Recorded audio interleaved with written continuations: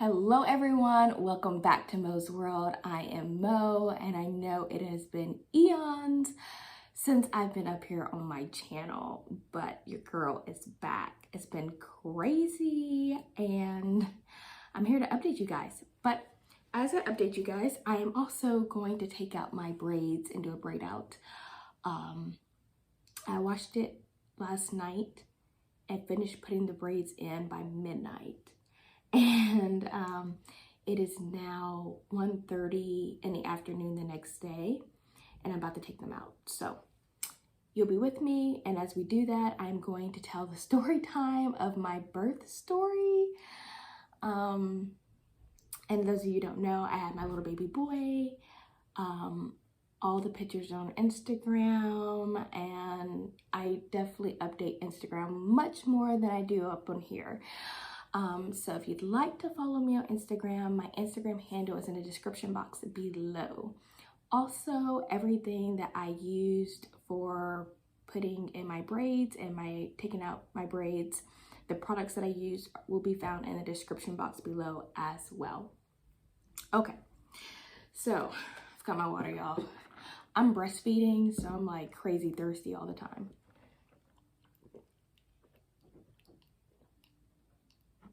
Okay,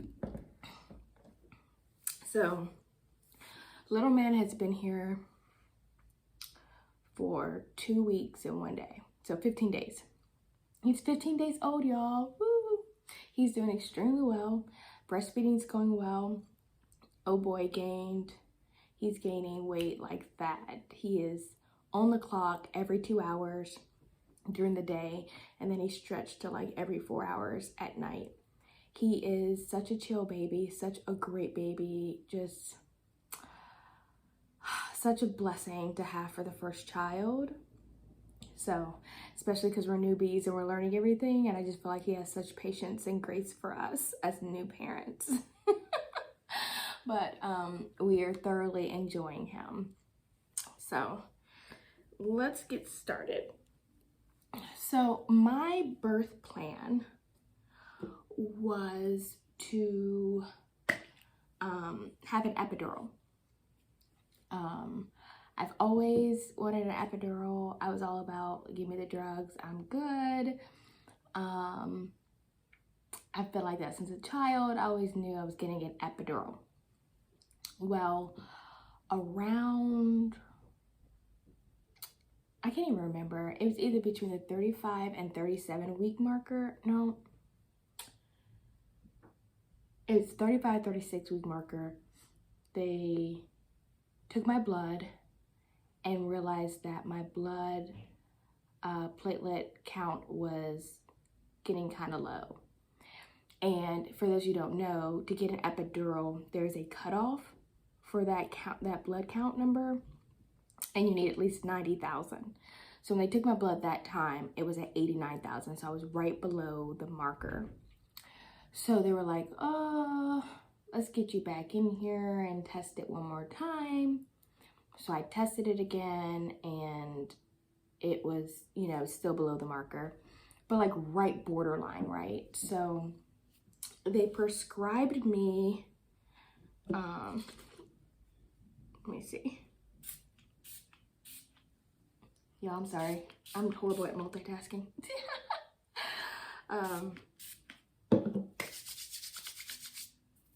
Ooh, there we go.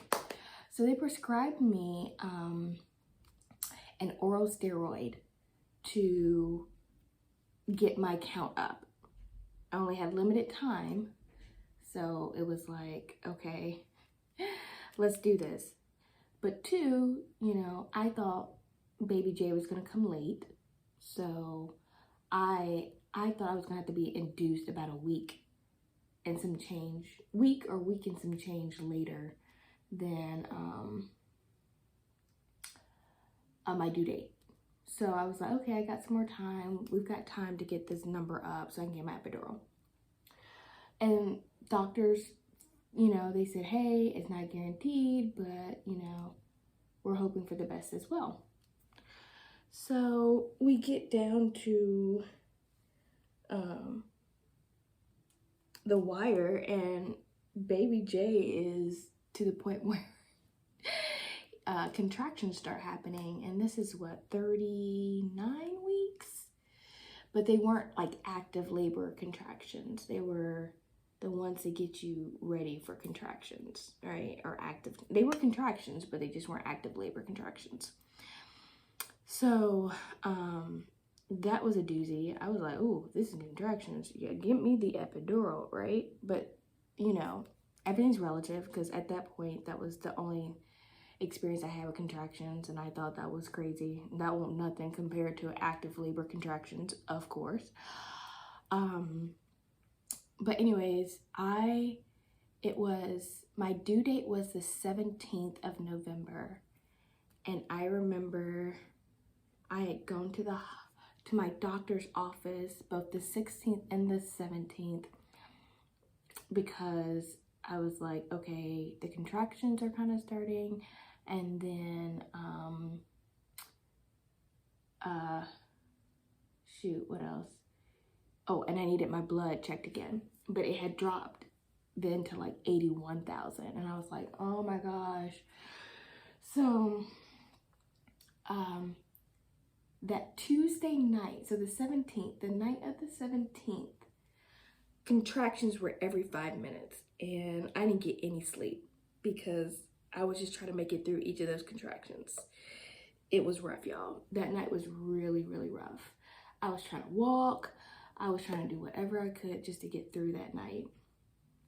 So then that morning, when the office had almost opened for my doctor, I called them and I was like, hey, I think I'm having active labor contractions. What do I do? And they were like, okay, well, come on in, we'll check you, and we'll go from there. So you all have to understand, baby J was so high up at first, and I wasn't even dilated, and out of nowhere, he became 2 centimeters dilated. Then the next day he was 3 centimeters dilated. And then when I went into this appointment, which was the very next day, he was 5 centimeters dilated. 5 centimeters, y'all. I was in active labor. Oh, y'all, I should have dried my hair better because it is not dry. Ugh.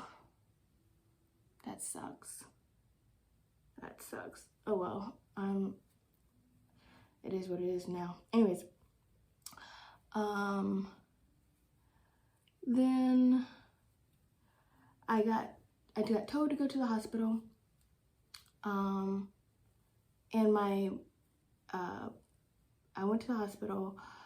I was at 5 centimeters dilated. They checked me in. I got into my room, and they tell me, you know, my blood count has not gone up. So I'm doing it natural now. So I was in labor for 16 hours. I was in labor for 12 hours before I took any type of medication to kind of help through my IV.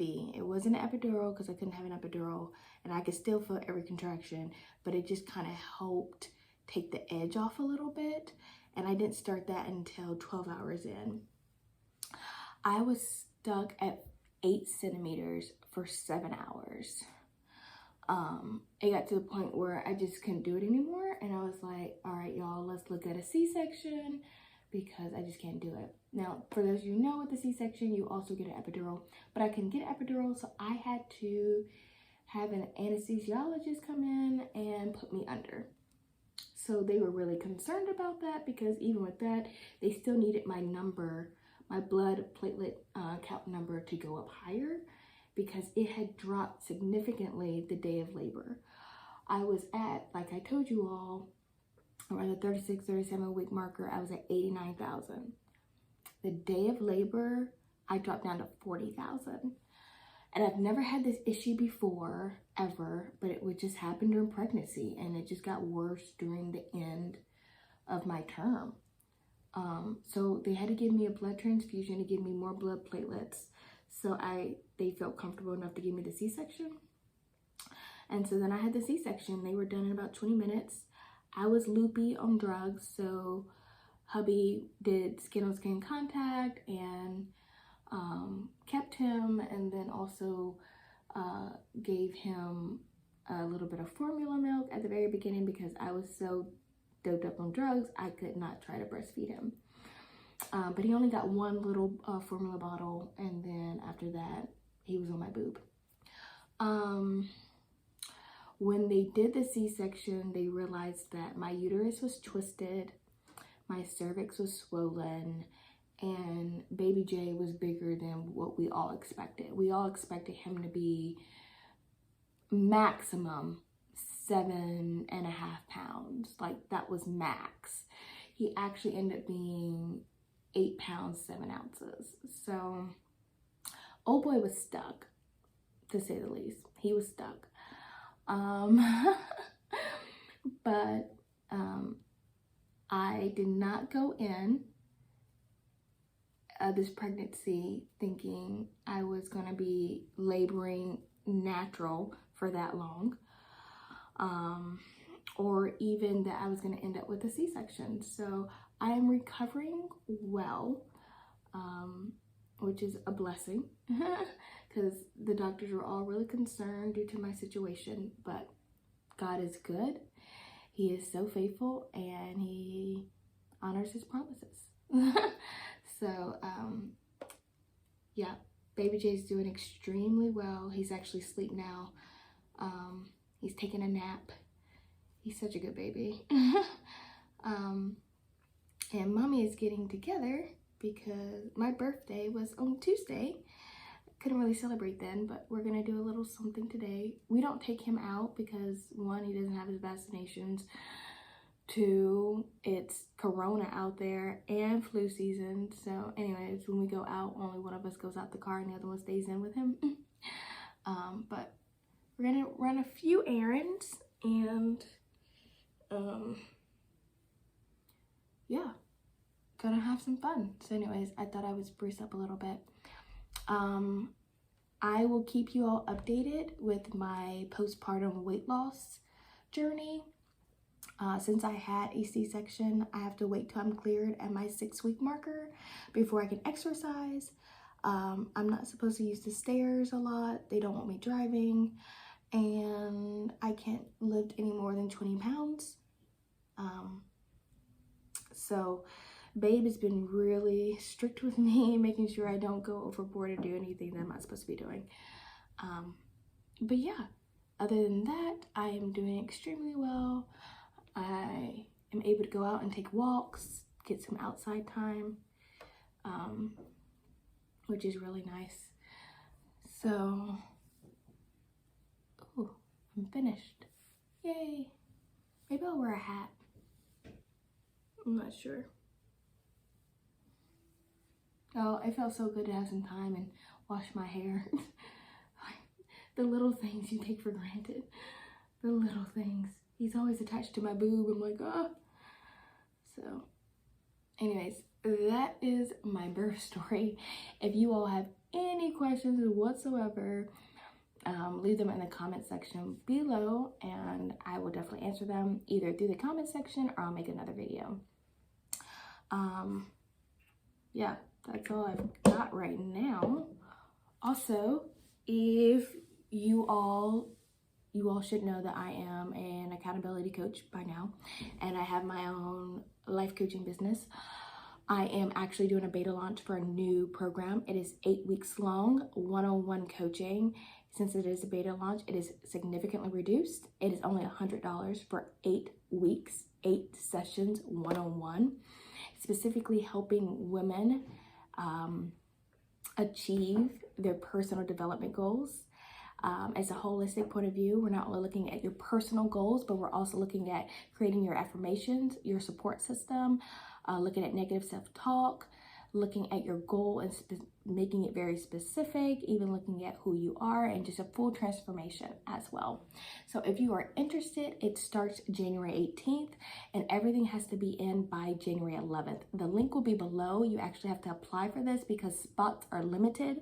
I'm only working with 8 clients and I think there's only 6 spots, 5 or 6 spots available as of now. So Do not let this gem pass you by. Go ahead, register if you want to do this, apply, and let's make this happen. 2021, let's make our goals happen. Let's be intentional about it, and let's have the transformation that we truly desire. No more wishful thinking, but making our goals a reality. All right, so that's all I've got. I hope you all enjoyed this video, my birth story, and then also me taking out my braid out. I know you've seen it tons of times, but you know, just wanted to do something. All right, I will see you all or talk to you all later. Take care. Love you all. Bye.